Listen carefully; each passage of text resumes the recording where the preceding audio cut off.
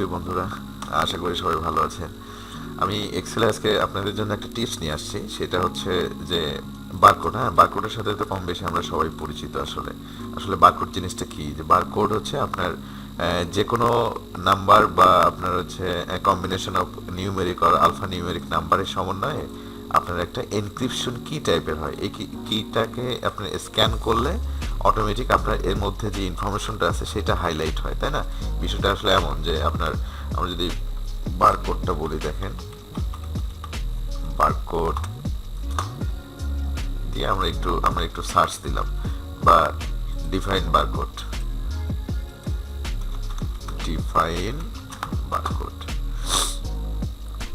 দেখেন যে machine readable, একটু কেয়ারফুলি খেয়াল করেন যে মেশিন রিডেবল আপনার কি দেয়া আছে, কোড। হ্যাঁ, machine readable code in the form of numbers and patterns, lines of varying weights, printed on a commodity and used especially for stock control।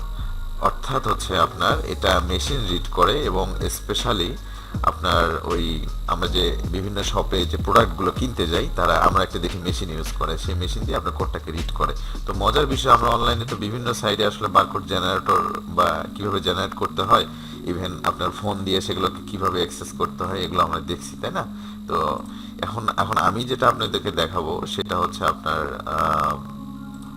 যে এই বারকোডটা কিভাবে আপনি এক্সেলে জেনারেট করতে পারেন। অর্থাৎ আপনার মাইক্রোসফট এক্সেল থেকেও সুন্দর কিন্তু বারকোডটা জেনারেট করা যায়, যেটা আমরা অনেকেই জানি না। যেমন আমি দেখেন এখানে একটা লিখলাম যে সুমন। হ্যাঁ, এটা আলফা নিউমেরিক সুমন লিখলাম।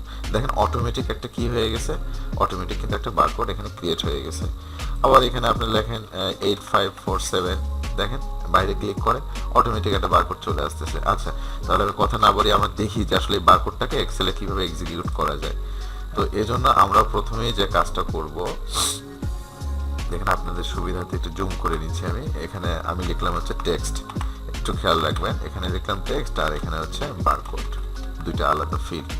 এখন আমি এই কলামটাকে অবশ্যই এটাকে ফরম্যাট করে নিতে হবে। হ্যাঁ, ফরম্যাট সেল আপনি এখান থেকে জেনারেল থেকে করতে পারেন। এটা অ্যাজ হচ্ছে টেক্সট অর্থাৎ আলফা নিউমেরিক সবসময় করে রাখতে হবে। একটু মনে রাখেন যে এটা দেখেন, আমি যদি এটা সিলেক্ট করি, এখানে এটা জেনারেল দেখাচ্ছে, তাই না?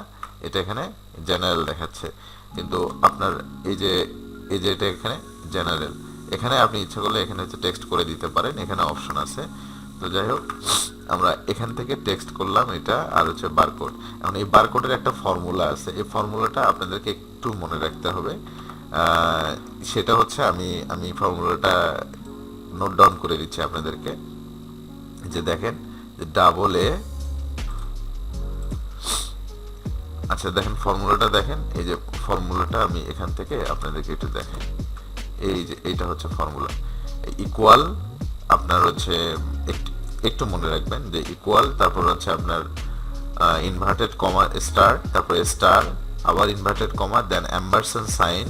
তারপর আপনি কোন কলামে এটাকে বারকোডে কনভার্ট করবেন, এটাকে এই কলামটাকে করবেন। তার মানে এই রোটা আপনার কত নম্বরে আছে একটু খেয়াল করেন। এই রোটা আপনার আছে হচ্ছে A2 তে, এই কারণে আমি এখানে A2 লিখছি। পরেরটা অটোমেটিক A3 হবে, তারপরটা অটোমেটিক A4 হবে, তাই না? এরকম করেই হবে। তো এখানে A2 অ্যাম্বারসন দিয়ে আপনার হচ্ছে তারপর উদ্ধরণ চিহ্ন দিয়ে আপনার স্টার দিয়ে আবার উদ্ধরণ চিহ্ন দিয়ে শেষ, তাই না? এতটুকু কাজ। ওকে, এতটুকু কাজ করলেন। এইটা করার পরে এখন এখানে দেখেন আমি একটা টেক্সট লিখলাম 1245, তাই না? এটা কিন্তু আপনার A2-র যে ভ্যালুটা, এই উদ্ধরণ চিহ্নের মানেটা হচ্ছে আপনার এটার যে ভ্যালুটা লিখবেন সেই ভ্যালুটা এখানে দেখাবে, কিন্তু আমাদের তো বারকোড আসলো না। এখন আমরা যেটা করব যে এই যে আপনার এই যে কলামটাকে ধরে আমরা এখান থেকে ফন্টটা চেঞ্জ করব। ফন্টটা চেঞ্জ বলতে কি, ফন্টটা হচ্ছে আপনার একটা বারকোড ফন্ট আমি ডাউনলোড করছি, আমি আপনাদেরকে দেখাচ্ছি যে কিভাবে আসলে বারকোড ডাউনলোড করতে হয়। এই বারকোড ফরম্যাট দেখেন, বারকোডটাকে সিলেক্ট করলে অটোমেটিক এটা বারকোডে কনভার্ট হয়ে গেল। সেম আপনি এখানে নাম লেখেন যে ইন্ডিয়া। হ্যাঁ, ইন্ডিয়া। তখন দেখেন যে আমি যদি এটাকে এখান থেকে ধরে একটু টান দিই, অটোমেটিক কিন্তু ইন্ডিয়ার মিনিংটা বসে যাবে। সেম হচ্ছে বাংলাদেশ। তখন আপনার এখানে দেখেন, এখানে ধরে আপনি অটোমেটিক টান দেন, তখন কিন্তু আপনার বসে যাচ্ছে, তাই না? চমৎকার একটা জিনিস। আপনি এখন আপনি 1 2 3 4 5 হোয়াট এভার ইউ ওয়ান্ট আপনি চাচ্ছেন, তখন আপনাকে এখানে ক্লিক করে এখানে টান দেন।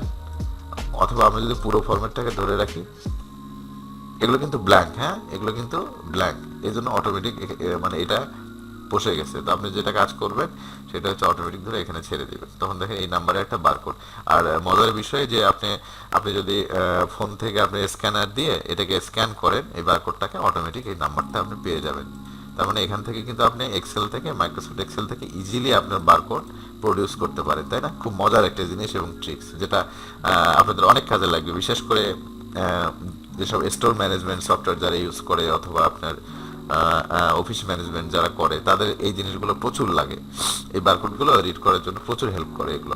এখন আমরা দেখি যে আসলে এই বারকোডটা, এই যে ফন্টটার নাম দেখেন, একটু খেয়াল করেন, অনেকেই আমরা জানবো না। যেমন এখানে আছে ফ্রি 329 এক্সটেন্ড। আমি যেমন এই ফাইলটার কথা বলছি আপনাকে, যে ফাইলটা আমরা ডাউনলোড করব কিভাবে, তাই না? বা আসলে মানে কোথা থেকে পাবো, এই যে এরকম জিনিসটা। তো দেখেন এখানে এখানে আমি, আপনারা যেটা করবেন সেটা হচ্ছে, আচ্ছা আমি বারকোড এখানে লিখবেন, বারকোড ডাউনলোড। আচ্ছা আপনার লেখার দরকার নাই, আমি আপনাকে সরাসরি লিঙ্কটা দিয়ে দিচ্ছি, যে বারকোড, এই যে ফ্রি বারকোড ফন্ট, অর্থাৎ আমি এটাতে যদি ক্লিক করি, এই যে এই লিঙ্কটা একটু সবাই একটু রাখবেন, এই লিঙ্ক থেকে এই ফন্টটাকে ডাউনলোড করে নেবেন। হ্যাঁ, এই ফন্টটাকে শুধু ডাউনলোড করে আপনি ইনস্টল করলে কাজটা হয়ে যাবে। আমি লিঙ্কটা আবার দিচ্ছি, একটু বড় করেই দিচ্ছি যেন আপনাদের বুঝতে সুবিধা হয়। দেখেন, বারকোড sinc.com/free barcode ফন্ট। হ্যাঁ, এটা দিয়ে সার্চ দিলে আপনার ফন্টটাকে নামায় আপনি ইনস্টল করে নেবেন।